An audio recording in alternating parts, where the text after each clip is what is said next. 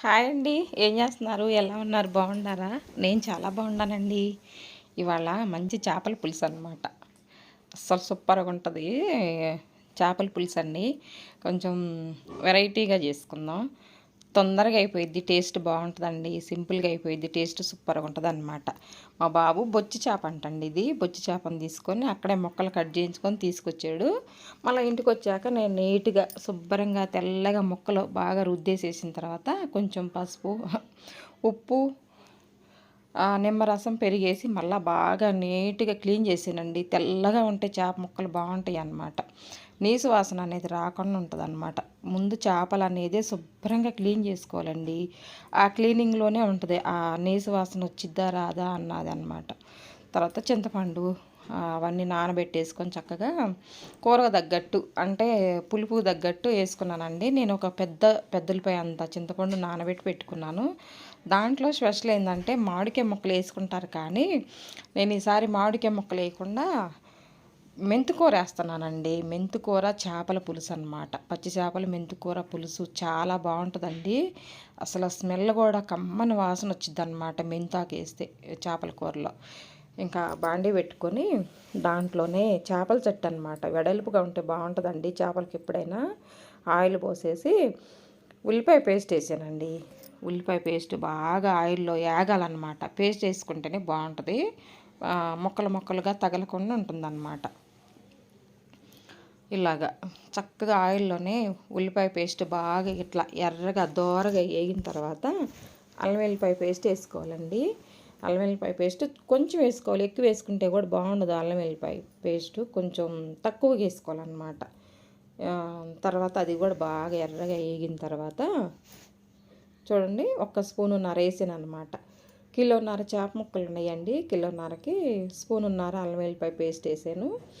ఆయిల్లోనే ఇట్లా కారం వేసుకుంటేనండి కలర్ఫుల్గా ఉంటుందండి చేపల పులుసు. ఆయిల్లో చక్కగా మగ్గిన తర్వాత ఆయిల్లో వేగిందనుకో కారము మంచి కలర్తో ఉంటుంది అన్నమాట కూర. ఒకసారి ఇలా ట్రై చేసి చూడండి. ఇట్లా చేపలన్నీ కలిపి పెట్టవచ్చు, లేదంటేనే ఇలా కూడా చేయొచ్చండి, బాగుంటుంది. తర్వాత దాంట్లోనే కారము, పసుపు, ఉప్పు వేసానండి. కళ్ళుప్పు వేసుకుంటే బాగుంటుంది అనమాట. చేపల పులుసు కల్లా కళ్ళుప్పే బాగుంటుందండి. దొడ్డుప్పు అంటారు కదా, అది అనమాట. మేమైతే కళ్ళుప్పు అంటాము. లావులావుగా ఉంటాయి కాబట్టి అలాగా. చేప ముక్కలన్నీ క్లీన్ చేసుకున్న చేప ముక్కలు ఇలా ఆయిల్లో వేసుకొని కొంచెం మగ్గనివ్వాలండి. చూడండి, చేప ముక్క ఇలా కొంచెం మందగా కట్ చేయించుకొచ్చుకుంటే పులుసు బాగుంటుంది అనమాట.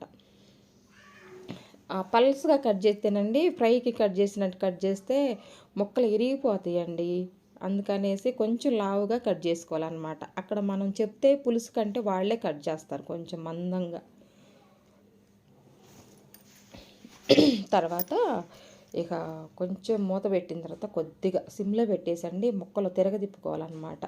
ఇలా తిరగదిప్పుకుంటే ఆ ఉప్పు, కారము, ఆయిలు, ఉల్లిపాయ పేస్టు, అల్లం వెల్లిపాయ పేస్ట్లో చక్కగా మొగ్గుతాయి అనమాట. ముక్కకు కూడా మసాలా అనేది పట్టిద్ది, బాగుంటుంది. అప్పుడు చప్పగా లేకుండా ఉంటుంది అనమాట ముక్క ఉడికిన తర్వాత.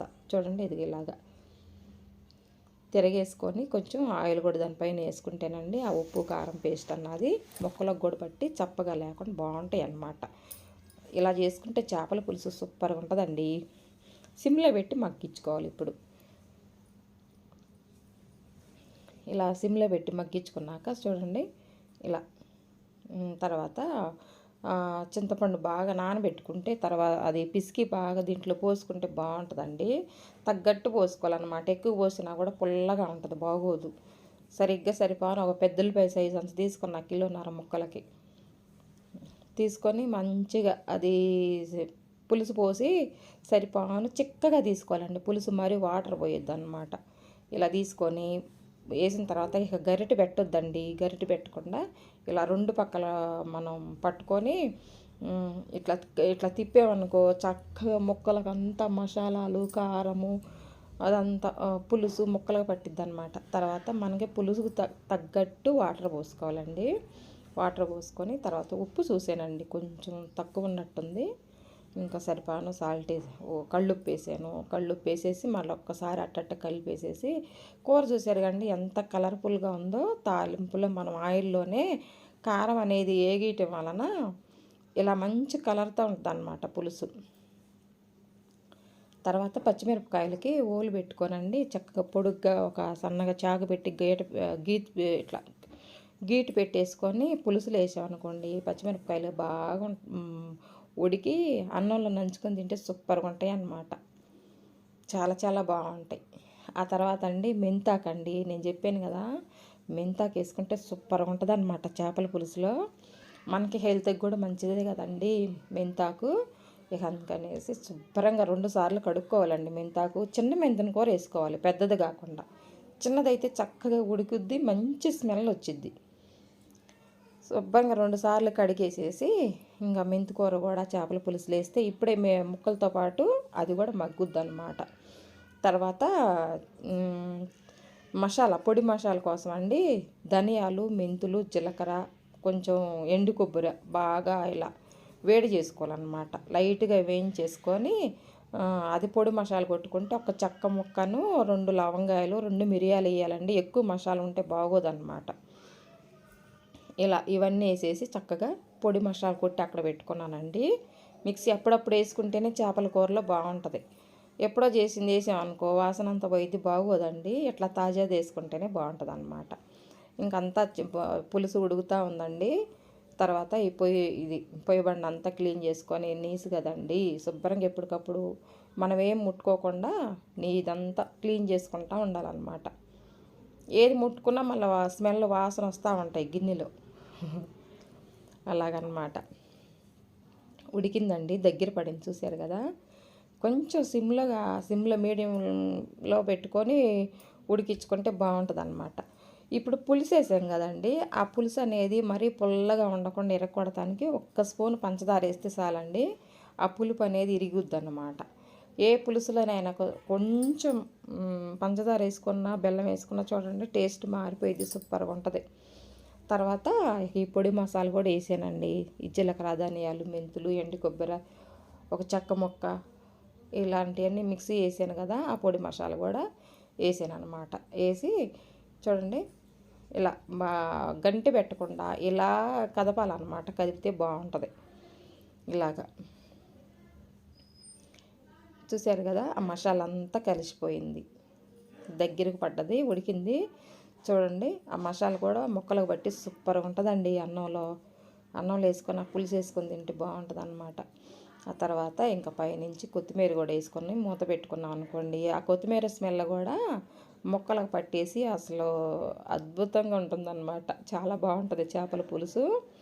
మామిడికాయలు వేసుకోవచ్చండి చేపల పులుసులో, మామిడికాయలు, బెండకాయ, మరి ఇలాంటి కూరగాయలు వేసుకోవచ్చు అనమాట. బెండకాయ వేసుకొని కూడా బాగుంటుంది కానీ ఏం అదొక టేస్ట్ అండి. గోదావరి వాళ్ళు వేసుకుంటారు కానీ మేము వేయలేదు, కానీ వేస్తారు బాగుంటుందని చెప్తారు. నేను ఎప్పుడు వేయలేదన్నమాట. ఈసారి ట్రై చేయాలి ఎలా ఉంటుందో. ఇదైతే మేము చేసుకుంటామండి. ఇంకా చేపల కూర అయిపోయింది. గ్యాస్ ఆఫ్ చేసేసానండి. గ్యాస్ ఆఫ్ చేసినాక పొయ్యి బండ మొత్తం అక్కడ ఉన్నాయన్నీ క్లీన్ చేసి బాగా లిక్విడ్ వేసి ఆ గిన్నెలన్నీ కడిగి బయట ఆరబెట్టుకున్నానండి. టబ్బులు వేసేసి షింకులో ఒక్క గిన్నె లేకుండా షింకు కూడా నీట్గా కడిగి పెట్టుకున్నాను అనమాట. చూడండి.